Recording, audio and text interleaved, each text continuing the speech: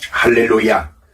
오늘은 추수감사 주일 예배와 15호 대대장님으로 취임하신 김일기 대장님 환영 예배를 드리려고 했습니다마는 코로나19 확진자 급증으로 말미암아 대면 예배를 드릴 수가 없어서 급히 온라인으로 말씀을 보내드리게 되었습니다.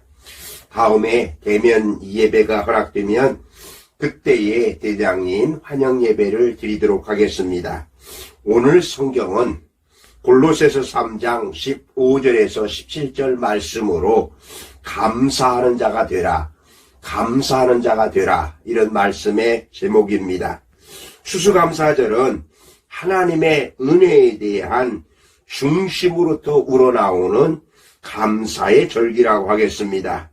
우리는 하나님께 우리의 입으로 감사하고 시와 찬미로 감사해야 하겠고 물질로 감사해야 하며 마음 중심으로 감사를 드려야 마땅합니다. 하나님께서 감사하라고 명령하셨습니다. 또 감사의 방법도 가르쳐 주셨습니다.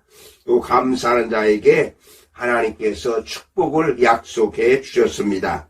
하나님께서 명령하신 대로 우리가 여호와 하나님께 감사드려야 되고 우리가 범사에 감사하는 자가 되어야 하는 것입니다. 먼저 감사하는 마음이 하나님이 주신 선물입니다.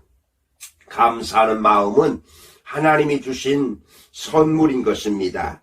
하나님이 만든 피조물 중에 사람에게만 감사하는 마음을 주었습니다. 식물이나 동물이나 곤충의 세계에서는 감사하는 마음이 없습니다. 저들은 본능으로만 살지 감사할 줄 모릅니다. 요즘 애완동물을 키우는 가정들이 많이 있습니다. 저희 집에서도 애완동물 딩크라고 하는 이 강아지를 17년 동안 키운 적이 있습니다. 개나 고양이나 또한 심지어 여러 가지 애완동물을 키우는 사람도 있습니다. 그러나 그것들이 꼬리를 흔들며 좋다고는 하지만 주인에 대한 감사하는 마음은 갖고 살지 못한다는 것입니다. 그러나 사람에게는 감사하는 마음이 있습니다. 누구에게 은혜를 입었으면 그것을 늘 기억하고 감사하는 마음을 품고 살아가는 것입니다. 그러므로 감사는 사람으로서 갖는 마땅한 제일 큰 덕목 중에 하나라고 하겠습니다. 만일에 사람이 감사할 줄 모르고 산다면 그런 사람은 짐승보다도 못하다고 할 수 있겠습니다. 여러분, 군생활하면서 우리 부대에서 군생활하면서 우리 만나 군인교회에서 신앙생활하면서 정말 감사하는 마음으로 살고 있습니까? 두 번째로 감사도 여러 차원의 감사가 있습니다.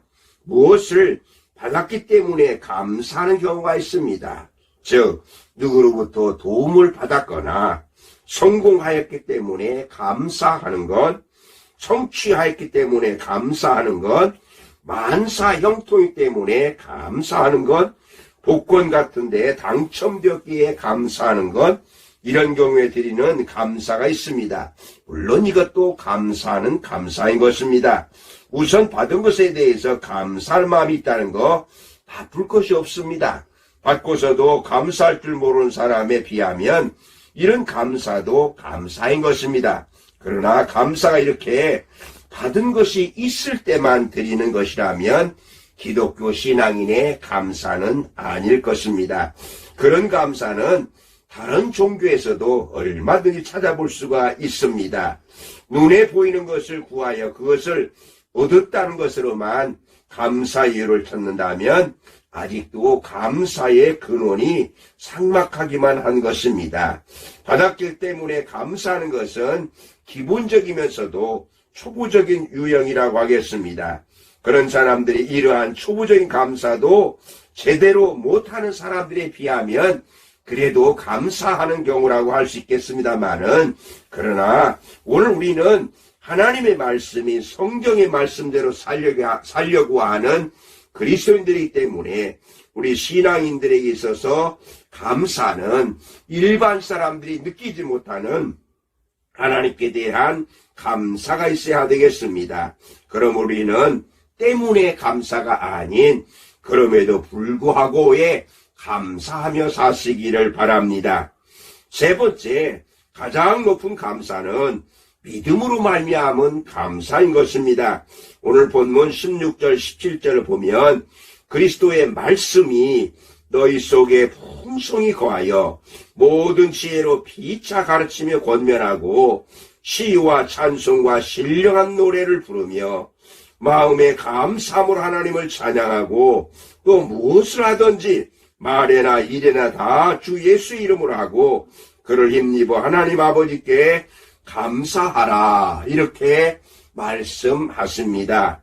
하나님의 말씀이 우리 마음에 풍성히 거해야 차원 높은 감사를 할 수 있다는 말씀입니다. 우리가 모든 것을 가지고도 감사하지 못하는 것은 우리 마음을 하나님의 말씀이 주장하지 못하기 때문에 그렇습니다.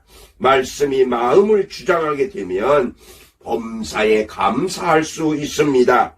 범사에 감사하라 이 말씀 너무나도 잘 아시는 말씀입니다. 저는 이 범사에 감사는 천천후 감사, 어떠한 환경에서도 감사하는 것이라고 하겠습니다. 하박국 선지자의 감사는 비록 무화과 나무가 무성하지 못하며 포도나무에 열매가 없으며 감람나무에 소출이 없으며 밭에 먹을 것이 없으며 우리의 양이 없으며 외양간에 소가 없을지라도 나는 여호와로 말미암아 즐거워하며 나의 구원의 하나님 말미암아 기뻐하리라 이렇게 찬송했습니다. 열매가 없어요. 소출이 없어요. 우리의 양이 없습니다. 외양간에 소가 없을지라도 하나님으로 말미암아 감사하겠다는 신앙이라고 할 수 있겠습니다. 바로 여기에 믿지 않는 사람들은 그런 사람을 본다면 아마 미친 사람이라고 미쳤다고 말할 것입니다.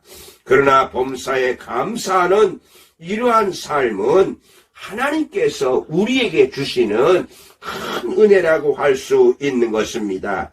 따지고 보면 지금 우리가 살고 있는 모든 것 하나님께로부터 받은 것이 아닌 것이 아무것도 없습니다. 다시 한번 오늘 추수감사주의를 맞이해서 어떤 감사를 드려야 되겠습니까? 오직 하나님께서 주신 은혜에 감사하면서 이렇게 사시고 어떠한 경우에도 범사에 감사하며 사시기를 주님의 이름으로 축복합니다. 아멘. 기도하시겠습니다. 하나님 감사합니다. 코로나19로 인하여서 다시금 예배를 드릴 수가 없어 온라인으로 말씀을 전하오니 이 말씀을 통해서 우리 모든 그리스도인들이 범사에 감사하며 살게 하여 주시옵소서. 예수님의 이름으로 기도합나이다. 아멘.